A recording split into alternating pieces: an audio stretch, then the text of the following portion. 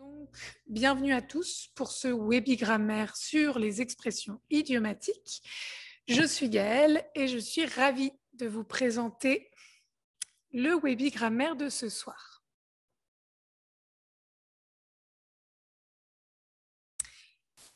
Voilà, les expressions idiomatiques.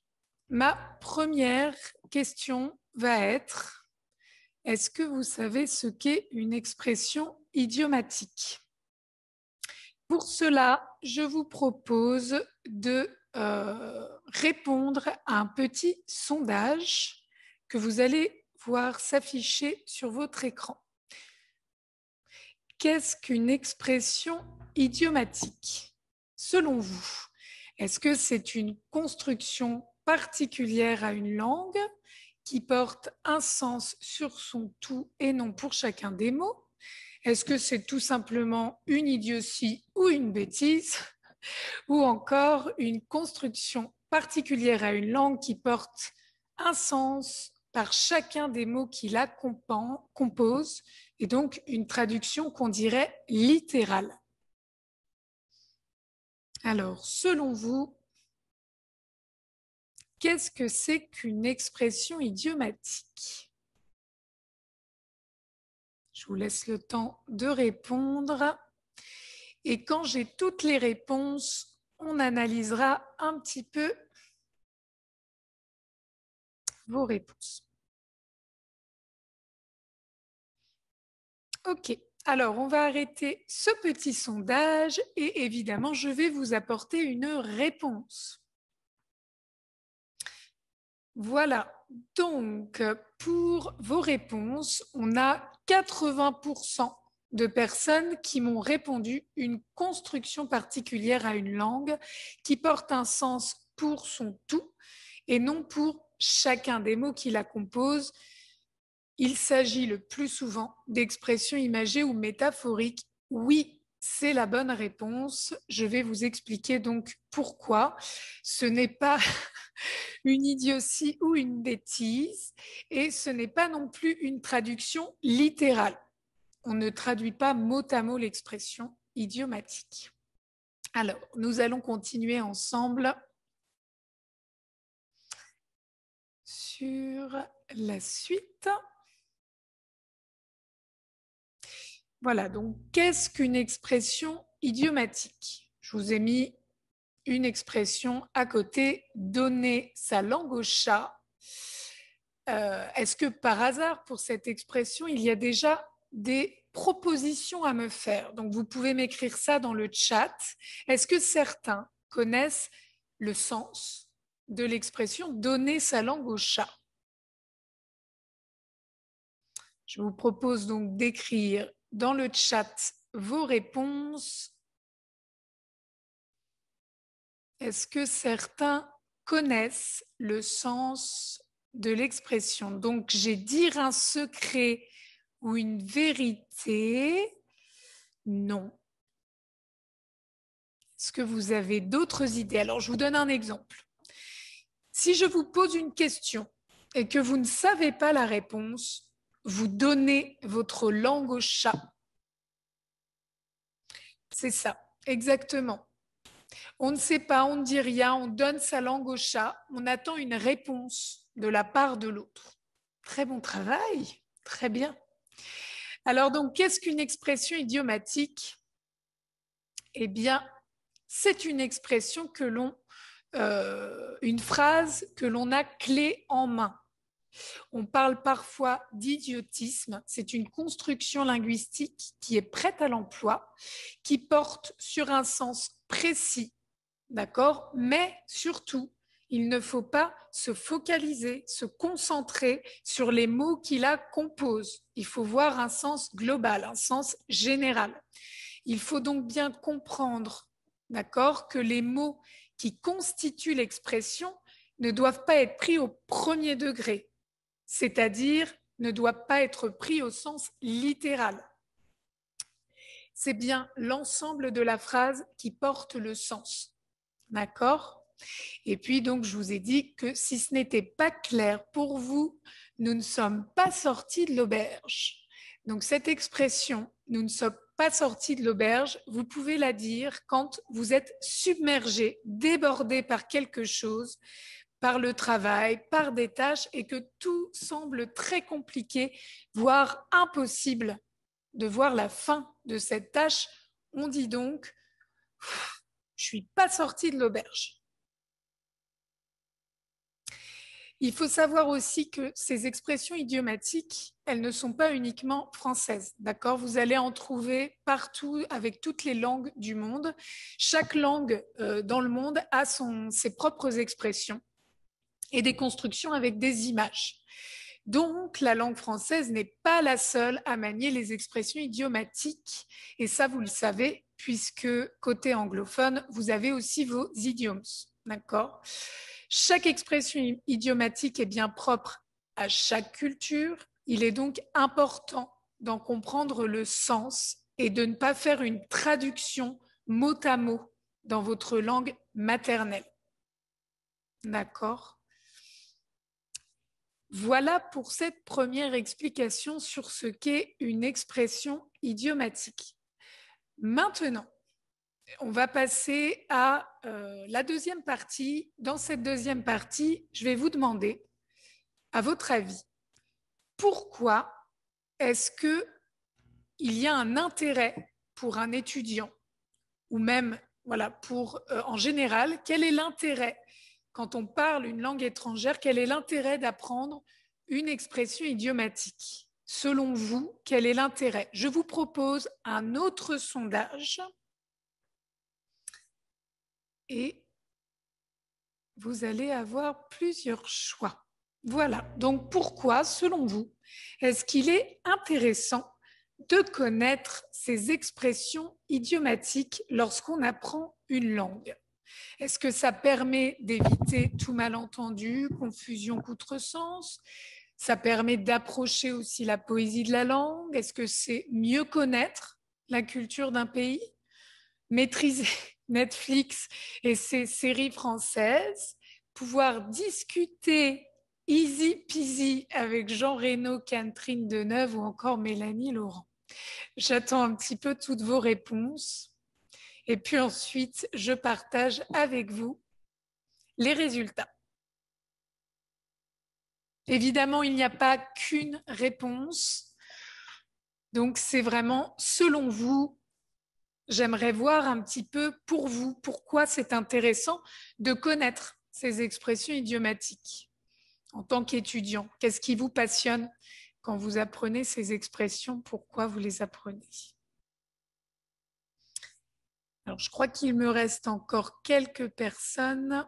Je vous laisse un petit peu de temps. Et puis ensuite, évidemment, je vous apporte un petit peu de réponses.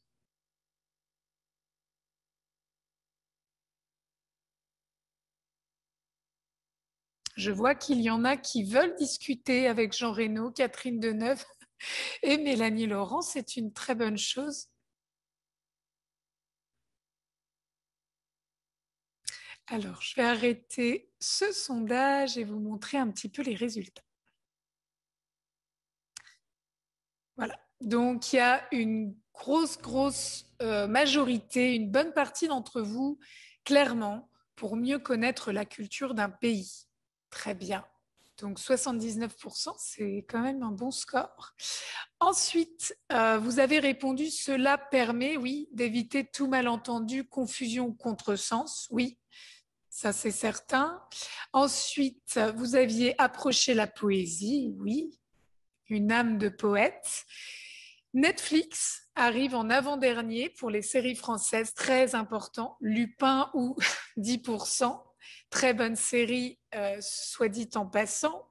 Et ensuite, quand même, pouvoir discuter easy peasy avec Jean Reno, Catherine Deneuve ou Mélanie Laurent. Je vous le souhaite. Donc maintenant, je vais vous proposer de continuer et de voir justement pourquoi c'est intéressant. Donc, dans la majeure partie des cas, vous avez répondu déjà à la question.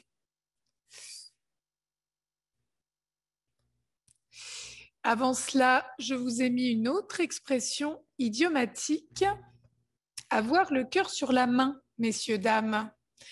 Qu'est-ce que cela peut signifier? Avoir le cœur sur la main. Donc, vous pouvez répondre dans le chat, comme d'habitude, selon vous.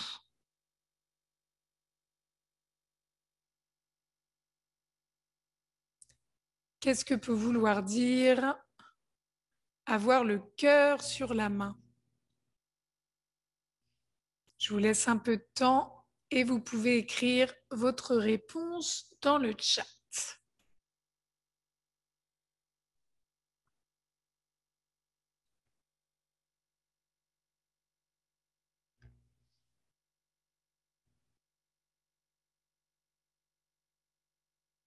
Se montrer les émotions, c'est pas loin. Avoir tendance à montrer des émotions, être gentil, être amoureux, c'est pas loin. C'est pas loin.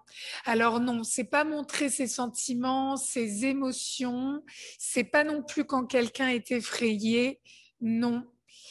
En fait, oui, Finlay, c'est ça. Quand on est très bien, quand on est très généreux, c'est ça. Quelqu'un qui a le cœur sur la main, c'est quelqu'un qui donne beaucoup aux autres, qui est très généreux. Très bien. Très bon travail. On continue. Donc, pourquoi est-ce qu'apprendre les expressions idiomatiques, c'est important pour vous? Eh bien, évidemment, pour ne pas apprendre mot à mot. Comme on l'a dit, les expressions idiomatiques sont propres à une langue et donc il est impossible d'obtenir une traduction vraiment mot à mot d'une langue vers une autre. Cela vous permettra, comme vous l'avez dit, d'éviter les contresens ou les malentendus, les confusions. C'est très important. Par exemple, quelqu'un qui vous dit, un Français vous dit que pour avoir de la chance, il touche du bois. La personne italienne, elle, dira qu'elle touche du fer. Donc vous voyez, chacun a son expression idiomatique. De même, en anglais, I'm blue, d'accord? Je suis bleu. En anglais signifie j'ai le cafard. D'accord? J'ai le cafard, je suis un peu triste. Rien à voir donc avec la même expression en allemand, ich bin bleu, qui veut dire je suis alcoolisé. J'ai bu beaucoup d'alcool. Donc vous voyez, chaque expression idiomatique est propre à la langue. Mieux comprendre son interlocuteur, donc ça, vous me l'avez tous dit, d'accord? Les expressions idiomatiques, elles sont partout. Dans le milieu professionnel, donc au travail, dans les conversations entre amis, dans les films, les livres. Il faut bien donc rappeler qu'elles ne concernent pas que le registre familier. D'accord? Il n'y a pas que le registre familier. Elles touchent tous les registres de la langue. Et généralement, les locuteurs natifs, d'accord, donc un français, un italien, etc., va l'utiliser de manière inconsciente. Donc, il ne se rend pas forcément compte qu'il est en train d'en utiliser une. Il est donc indispensable, quand vous arrivez à un certain niveau d'apprentissage, de les connaître pour ne pas perdre son latin. Autre expression, ne pas perdre son latin, ça veut dire travailler inutilement pour quelque chose. La troisième raison, forcément, c'est de franchir l'étape ultime de l'apprentissage. Il faut mettre les points sur les i. Pour quelqu'un qui commence à apprendre une langue, d'accord, les expressions idiomatiques, ce n'est pas une priorité.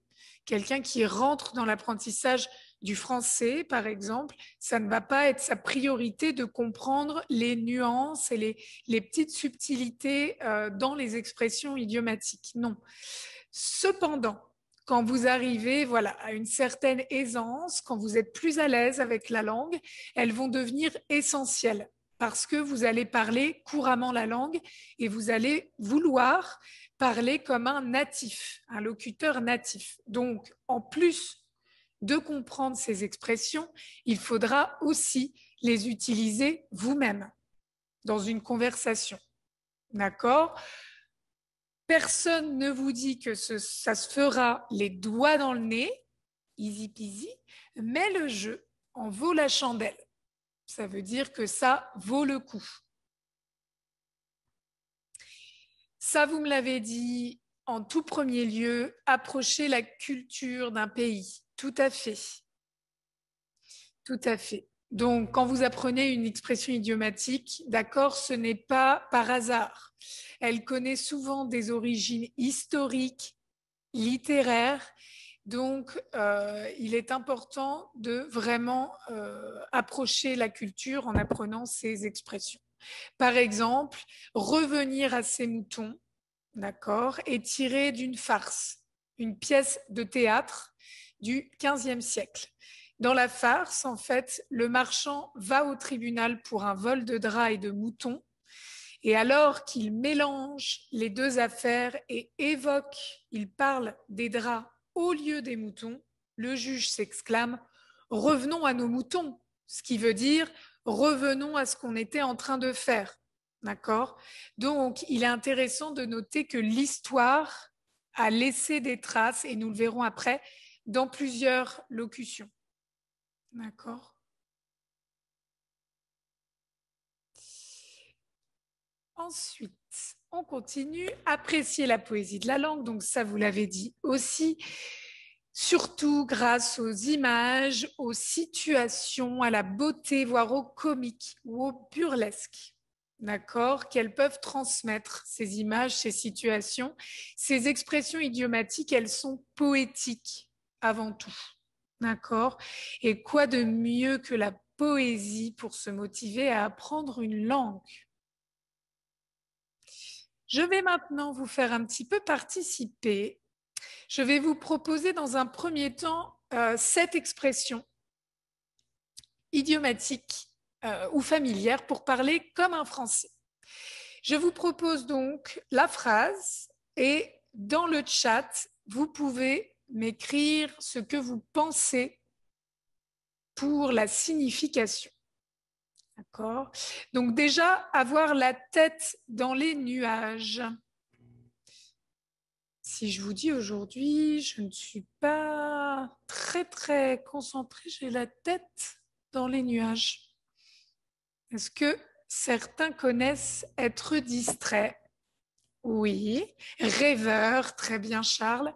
Oui, très bien. Clara, être distrait, parfait, être déconcentré, oui. Donc quelqu'un qui a la tête dans les nuages, c'est quelqu'un voilà, qui est ailleurs, qui n'est pas concentré sur ce qu'il fait et il est distrait. Oui, bon travail. On va passer à la suivante.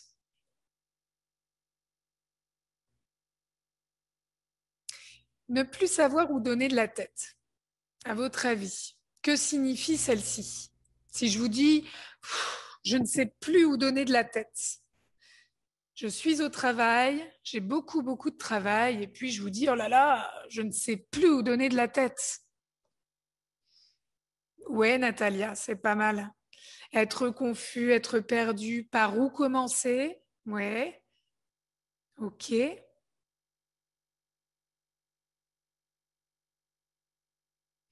Eh bien, je vous dis ça tout de suite, c'est tout à fait ça, c'est être débordé, avoir beaucoup de choses à faire, d'accord? Ne pas savoir par où commencer, c'est ça.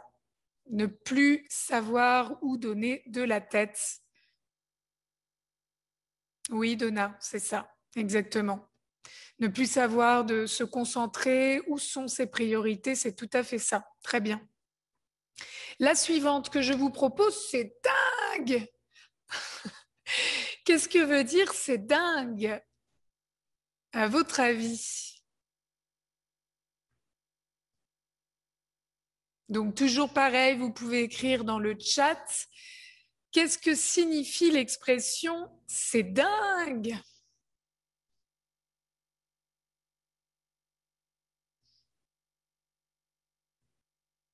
C'est pas possible, c'est formidable ou cool. Oui, Brian, Nathir, oui.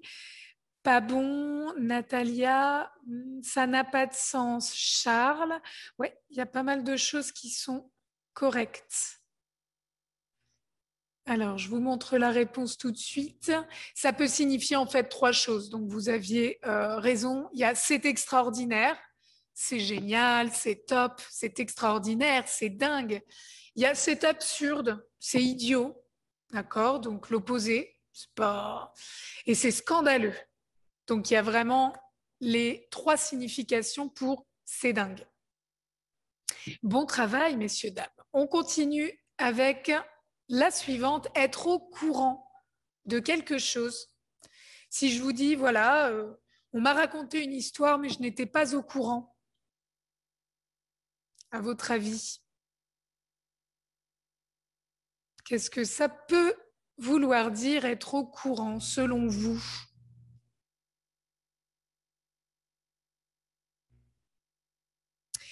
Alors, on ne sait ce qui se passe en tout. Oui, oui, c'est pas mal, Sabine. Être actualisé, oui, être au courant de l'actualité, oui. Savoir le sujet, d'avoir entendu, très bien. Très, très bon travail. C'est ça. Donc, être au courant, je vous montre ça, c'est être informé. C'est tout à fait ça. Être au courant de quelque chose, to be aware of, d'accord? Être informé de quelque chose. Très bon travail. La suivante, si je vous dis, oh, c'est pas la peine de chercher midi à 14 heures, qu'est-ce qu'elle peut signifier celle-ci? Vraiment, c'est pas la peine de chercher midi à 14 heures.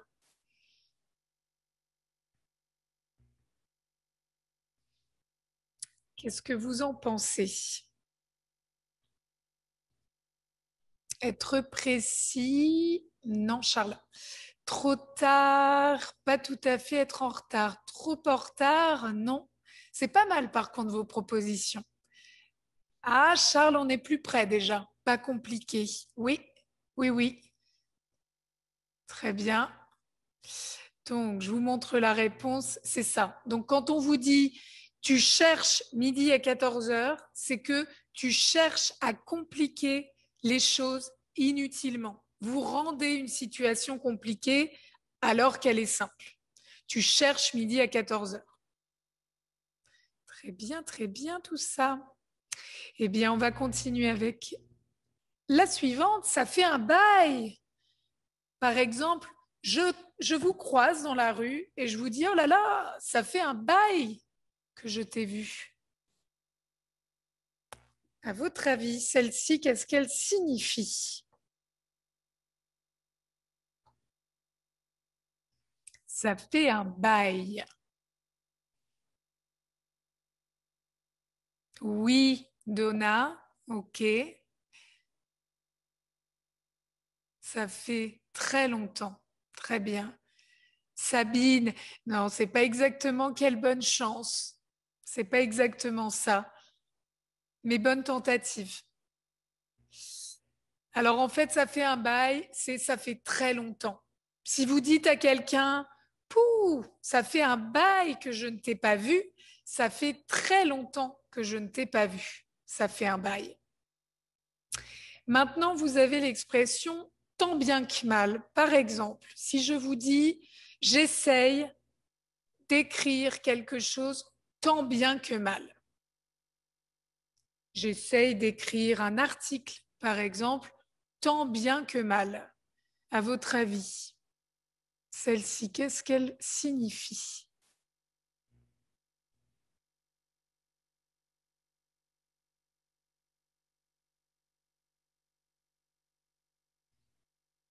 Faire de son mieux, Charles. OK. Médiocre, pas mal, plus ou moins. Ouais, c'est pas mal tout ça. Très bien. Vous travaillez dur sur les expressions, c'est très bien, messieurs, dames. Eh bien, ça veut dire moyennement bien avec difficulté dans la réalisation d'une activité. D'accord? Si je vous dis, j'essaie d'écrire un article tant bien que mal, j'ai un petit peu de difficulté à réaliser cet article, à l'écrire. D'accord? C'est pas terrible. Si quelqu'un vous dit, si ça se trouve, qui sait? Donc, par exemple, si je vous dis demain, je vais à Paris et que quelqu'un dit qui sait, à votre avis, qu'est-ce que ça peut vouloir dire? Si ça se trouve ou qui sait? Le doute, c'est pas mal, c'est pas mal. Pas certain, exact. Très bien. Oui, Donna. Ok, si ça arrive, c'est très bien. Il y a des hypothèses, des probabilités, oui, tout à fait, tout à fait. Ça exprime la possibilité, mais c'est quand même peu probable que ça arrive. D'accord? Donc, si quelqu'un, vous dites à quelqu'un, voilà, je vais partir à Paris demain et que la personne en face vous dit, si ça se trouve, qui sait? C'est qu'il y a une possibilité, mais que c'est quand même peu certain, peu probable pour que ça arrive. Très bon travail. Maintenant, on va passer aux différentes catégories d'expressions. Il y en a beaucoup. J'ai sélectionné celles qui peuvent être importantes pour vous, d'accord, sans être non plus trop indigeste, trop lourde. Donc, j'ai sélectionné 4 catégories. Les animaux, les aliments, le corps et puis divers. Donc, ça veut dire un petit peu un fourre-tout, un petit peu un mix de toutes les expressions. Les animaux pour commencer. Voilà, donc vous allez trouver à chaque fois l'équivalent en anglais, l'expression idiomatique ou expression figée, avoir des fourmis dans les jambes. Si quelqu'un vous dit j'ai des fourmis dans les jambes, d'accord, it's not ants. Ce ne sont pas les fourmis, l'animal, d'accord, dans les jambes. Vous avez des picotements, des engourdissements dans les jambes. Et un exemple, vous êtes resté très longtemps assis, d'accord, et vous avez des fourmis dans les jambes, c'est-à-dire que vos jambes s'engourdissent, elles deviennent lourdes et vous sentez des picotements dans vos jambes. Avoir la chair de poule, celle-là est très célèbre. Avoir la chair de poule, j'ai la chair de poule, c'est avoir des frissons, d'accord? Quand on a la chair de poule, on a peur ou on a froid. C'est ça la signification. Si vous regardez par exemple un film d'horreur et que vous me dites j'en ai la chair de poule, d'accord, c'est que vous êtes terrorisé. Vous avez aussi une possibilité d'avoir froid. Ok, j'ai tellement froid que j'en ai la chair de poule. Avoir un chat dans la gorge, alors moi c'est fréquent. J'ai beaucoup, beaucoup de chats dans la gorge. C'est avoir de la difficulté à faire sortir, d'accord, les sons de sa gorge. On ne peut pas vraiment parler parce qu'on a un chat dans la gorge, d'accord, quelque chose qui bloque le son. Donner sa langue au chat, on l'a vu tout à l'heure, d'accord, c'est qu'on ne sait pas la réponse et on attend la réponse de la personne qui a posé la question. Être comme un poisson dans l'eau, donc c'est être à l'aise, d'accord. Quelqu'un qui vous dit aujourd'hui, je me sens comme un poisson dans l'eau dans cette classe, c'est que vous êtes très à l'aise dans cette classe. Vous vous sentez comme un poisson dans l'eau. Jacasser comme une pie. Ça peut me concerner aussi parfois. Jacasser comme une pie, c'est être très bavard, talkative, d'accord. Vous parlez, vous bavardez beaucoup, vous jacassez comme une pie. Et puis le froid de canard, celui-là aussi est assez connu. Il fait un froid de canard, ça veut dire qu'il fait vraiment extrêmement froid, d'accord, un froid intense. Donc habillez-vous chaudement, il va faire un froid de canard. Surtout les hivers à Calgary, parfois, il fait vraiment un froid de canard. On continue avec la catégorie sur les aliments. Pour les aliments, nous avons le pain sur la planche. Si quelqu'un vous dit j'ai du pain sur la planche, c'est vraiment avoir beaucoup de travail à faire, d'accord?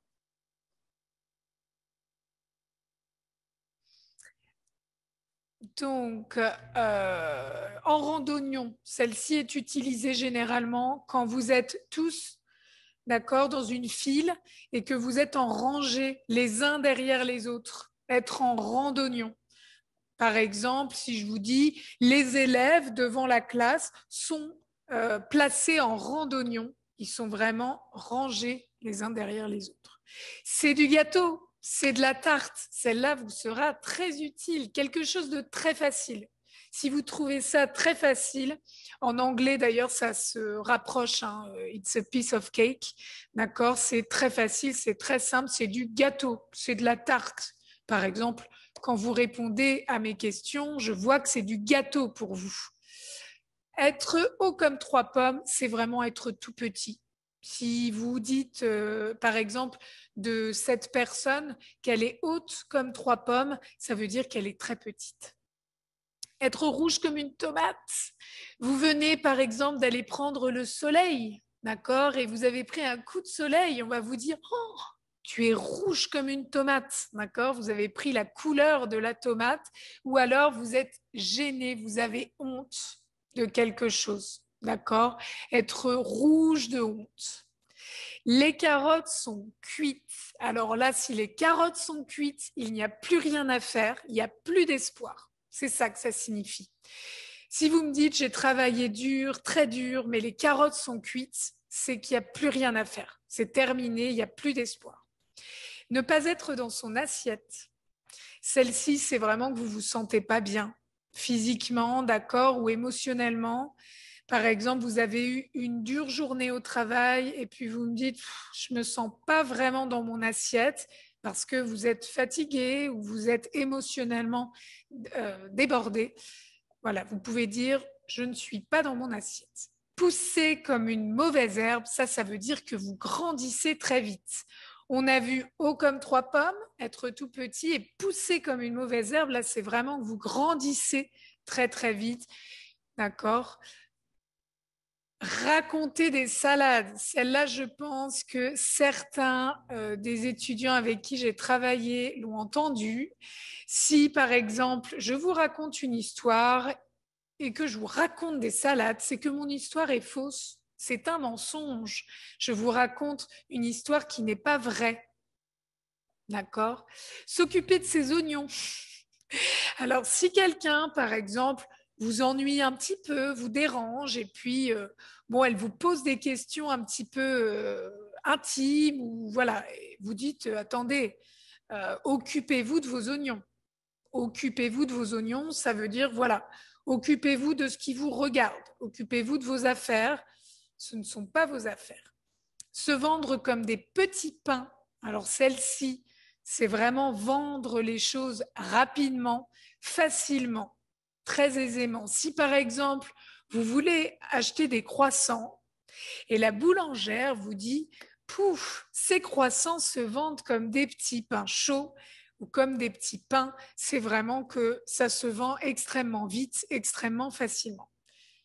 Et puis la dernière, vous devez aussi peut-être l'avoir entendu, tomber dans les pommes. Donc littéralement, vous ne tombez pas dans des pommes. Non, ça veut dire que vous vous évanouissez. D'accord ? Si vous tombez dans les pommes. Voilà un petit peu pour les aliments. Le corps.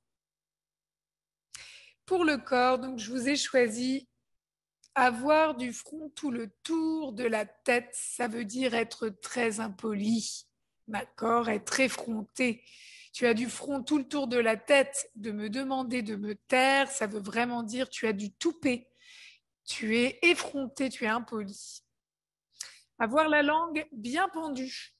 Donc, votre langue ne tombe pas, d'accord, vous êtes simplement bavard, talkative, d'accord. Vous avez la langue bien pendue, ça veut dire que vous parlez beaucoup.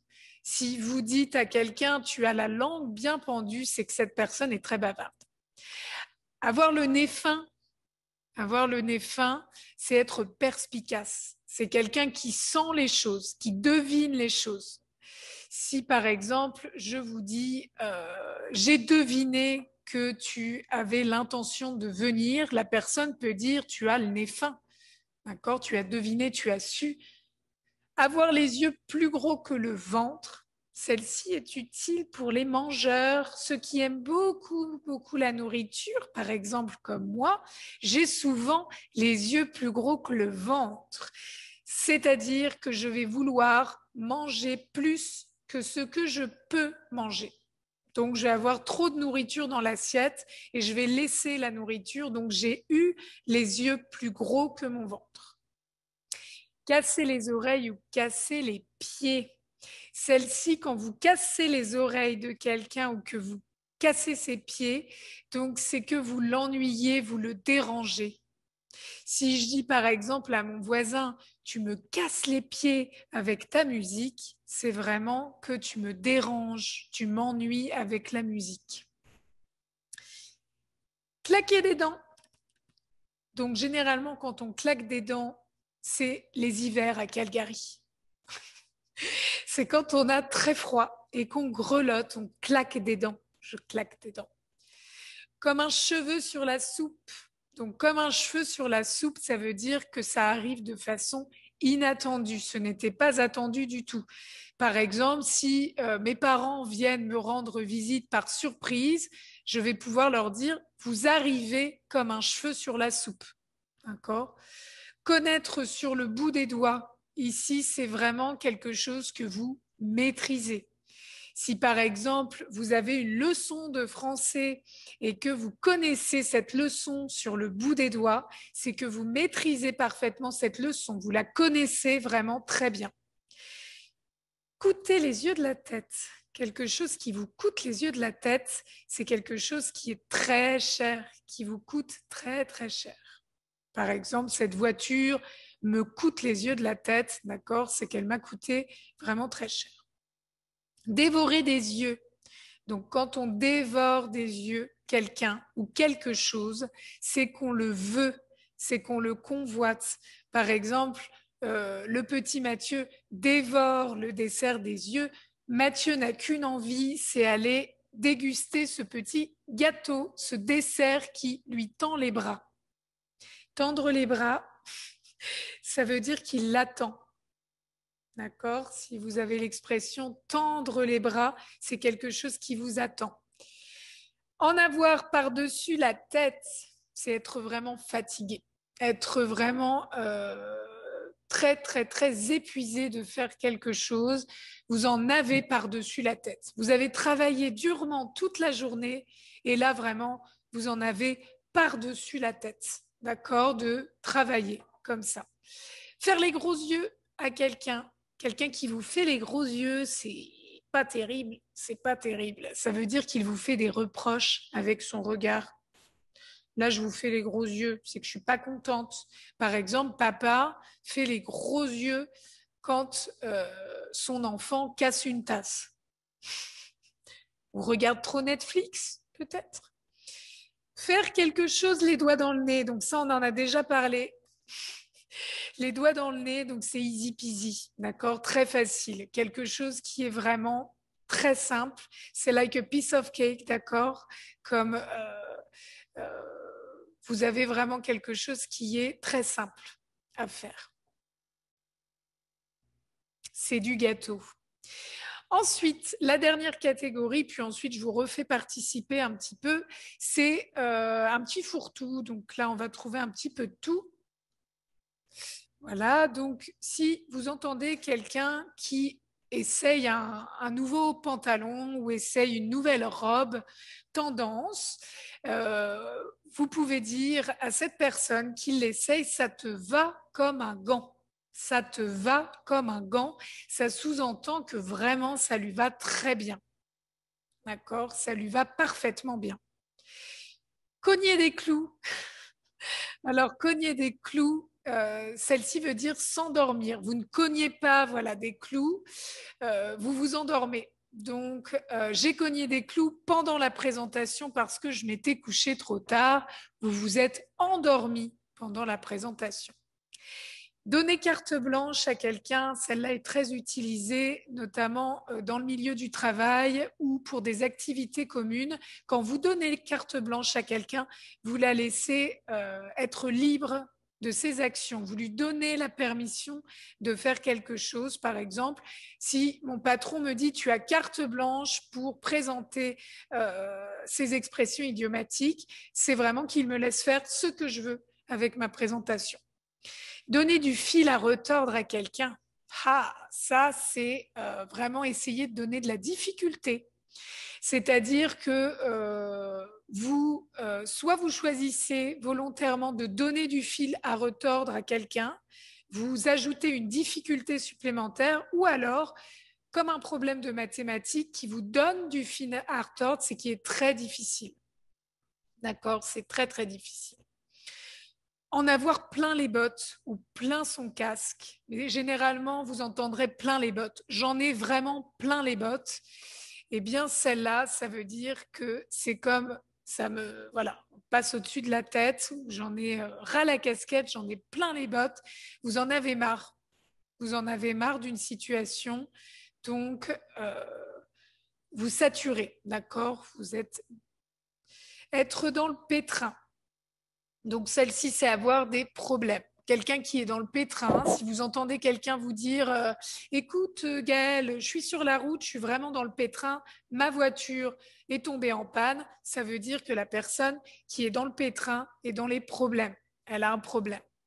Être habillé comme un prince ou être tiré à quatre épingles, bon, celle-ci est pas trop compliquée. Ça veut vraiment dire qu'on est, voilà, très très bien, très très bien, très très chic, très très bien habillé. On est classe, on est tiré à quatre épingles. Si par exemple vous voyez une amie ou votre mari qui ce soir s'est très bien habillé, vous pouvez lui dire, chérie, tu es tiré à quatre épingles. D'accord. Être malade comme un chien ou avoir une fièvre de cheval, ici, ça veut vraiment dire que vous êtes très, très, très malade. Vous ne pouvez plus sortir du lit. Si je vous dis je suis malade comme un chien ou que j'ai une fièvre de cheval, c'est que je ne peux plus rien faire. D'accord. Je suis très malade. Je ne peux plus sortir du lit. Un jeu d'enfant. Quand vous dites à quelqu'un, c'est un jeu d'enfant, c'est comme c'est du gâteau, ou encore les doigts dans le nez, ça veut dire que c'est facile. C'est un jeu d'enfant, c'est du gâteau, c'est les doigts dans le nez, tout ça, ça veut dire c'est très facile. C'est un jeu d'enfant pour moi, c'est vraiment très facile. Faire la grasse matinée. Celle-là, je pense qu'on l'aime toutes et tous. C'est vraiment dormir très tard le matin, d'accord? Quand vous faites la grasse matinée, vous aimez prendre du temps pour vous sur le matin et vous lever très tard.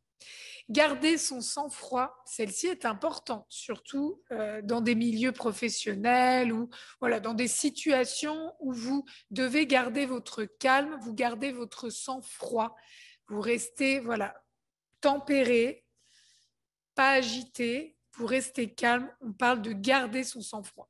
Je garde mon sang-froid face à une personne, par exemple, qui est très énervée aujourd'hui, qui a besoin de s'exprimer. Il faut garder son sang-froid. Il n'y a pas de quoi fouetter un chat.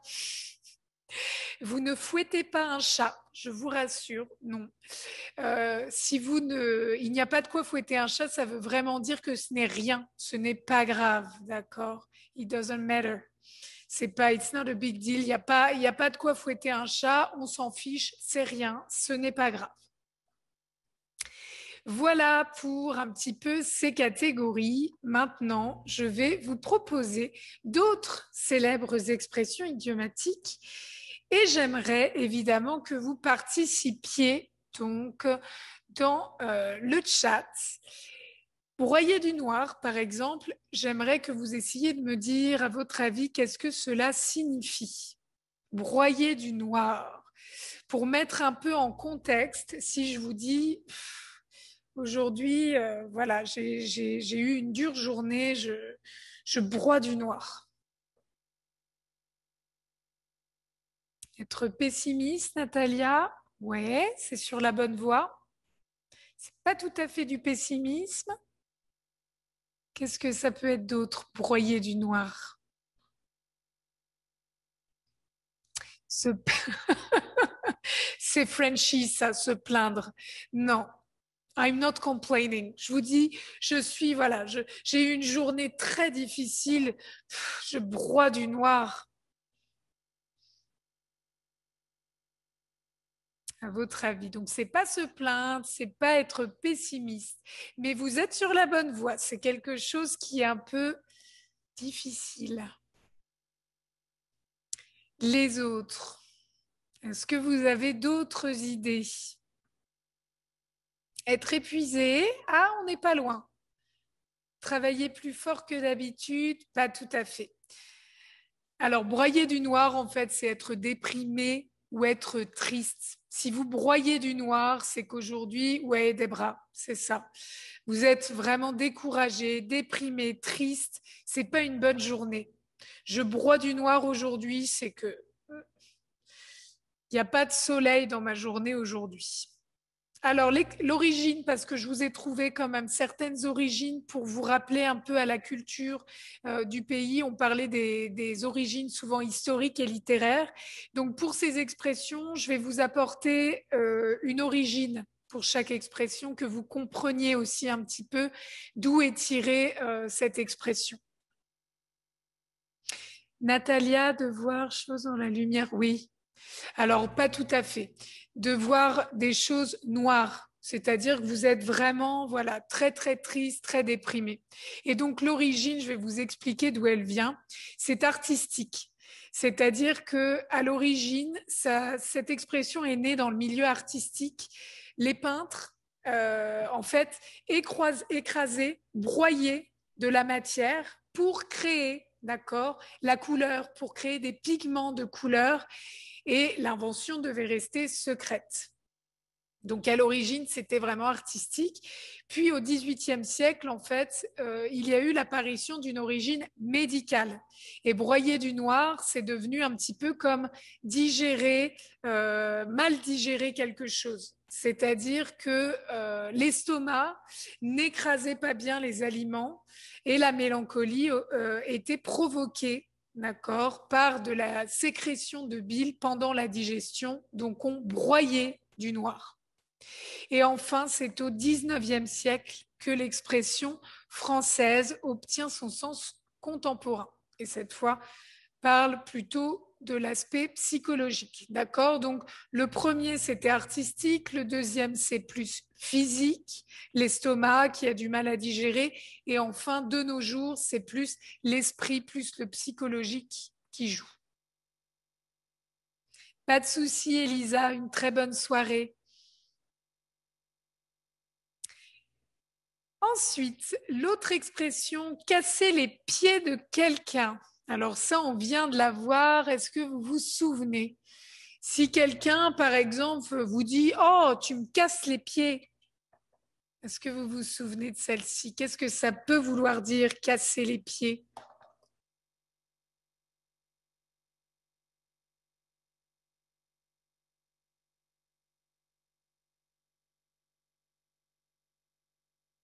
Est-ce que vous avez une idée?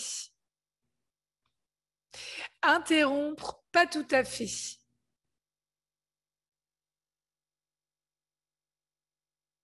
Déranger quelqu'un, oui, c'est ça, tout à fait. Elena Natir, l'ennuyer, parfait, très bien.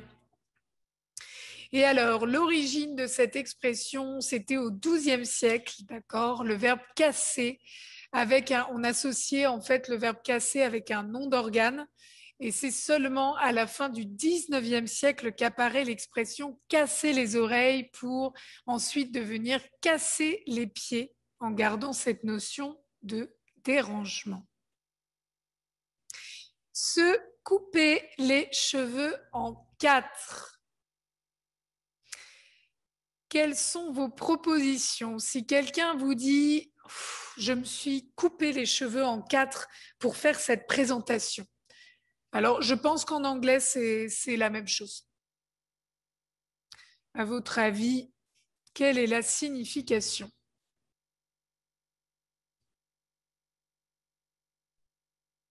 Travailler fort? Pas tout à fait, Charles. Quelles sont les autres choses? Donc, vous vous coupez les cheveux en quatre. Oui, c'est ça, c'est ça. Analyser en détail, mettre beaucoup d'efforts. C'est tout à fait ça. Être très minutieux. C'est tout à fait ça. Et l'origine, en fait, à la base, l'expression date du XVIIe siècle. Et donc, elle était citée sous une autre forme. On parlait de fendre. Donc, fendre, ça veut dire couper aussi, mais on disait fendre les cheveux en quatre. Et puis, en fait, l'allusion aux cheveux pour exprimer la méticulosité, la préciosité, le sens du détail viendrait de la légende de Samson, qui avait beaucoup de force contenue dans sa chevelure. Et une fois qu'on coupait ses cheveux, le personnage était plus faible. Voilà. Avoir la main verte, messieurs, dames. Celle-ci, vous avez peut-être entendu déjà. Qu'est-ce que ça peut vouloir dire, avoir la main verte?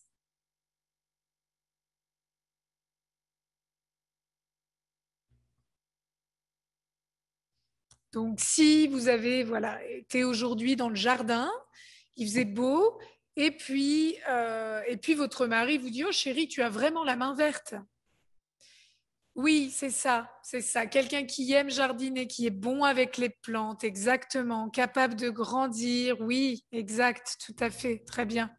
Et donc l'origine de cette expression, à la base, on peut dire avoir la main sur quelque chose. Quand on a la main sur quelque chose, ça veut dire que l'on est doué dans un domaine. Et en ajoutant la couleur verte, c'est voilà le vert des plantes, des herbes, des végétaux. Donc avoir la main verte, c'est vraiment être habile avec les plantes. En mettre sa main au feu, à votre avis, qu'est-ce que ça peut vouloir dire si je vous dis, je te promets, j'en mets ma main au feu? Donc vous parlez de quelque chose, d'un sujet, et puis vous dites à la personne qui est en face de vous, j'en mets ma main au feu. Oui, très bien, c'est ça, être certaine, se faire confiance. Très bien. Oui, garantir, c'est ça. Donc, si vous mettez votre main au feu, c'est vraiment que vous êtes sûr, vous êtes certain de ce que vous avancez, de ce que vous dites à l'autre. J'en mets ma main au feu, je suis sûr de ce que j'avance. Et cette expression, elle est vieille, elle est très très vieille, elle date du Moyen Âge parce qu'à l'époque, quand il fallait décider d'une vérité de parole chez quelqu'un, eh bien, on lui demandait de mettre littéralement cette fois, de mettre vraiment sa main dans le feu, dans les flammes. Et si cette personne ressortait sa main sans blessure, sans douleur, et elle ressortait indemne de cette expérience, on jugeait qu'il ou elle disait la vérité. Voilà. Donc aujourd'hui, on l'emploie vraiment dans le sens pas littéral, mais figuré. Si j'ai tort, je suis vraiment prêt à mettre ma main au feu. Mettre les pieds dans le plat. Est-ce que celle-ci vous connaissez? Si je vous dis, j'étais à un dîner hier soir, on discutait et puis tout d'un coup, j'ai vraiment mis les pieds dans le plat. Qu'est-ce que vous en pensez pour celle-ci?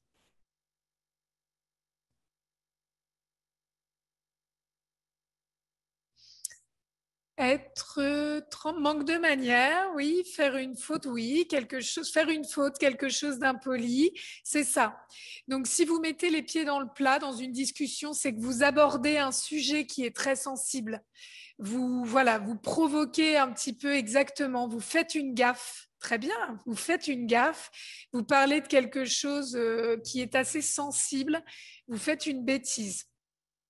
Et l'origine de cette expression, donc elle date du 19e siècle et en fait le plat, c'est pas le plat tel qu'on le connaît pour la nourriture, c'était de l'eau, des flaques d'eau. Et donc on comparait le fond d'un plat, le fond d'une eau qui est boueuse et sale, et le fait de mettre son pied justement dans le plat, dans cette eau boueuse et sale, quelque chose voilà qui n'est pas terrible. On est maladroit, on aborde maladroitement un sujet à éviter. Oui, c'est ça, dire, discuter de quelque chose qu'il ne faut pas exactement. Très bon travail. Avoir un poil dans la main, est-ce que celle-ci vous dit quelque chose? Donc aujourd'hui, par exemple, si vous croisez un collègue et ce collègue, eh bien, vous ne l'avez pas vu beaucoup travailler, vous trouvez qu'il a eu vraiment un poil, il a un poil dans la main, ce collègue. À votre avis, qu'est-ce que c'est qu'avoir un poil dans la main?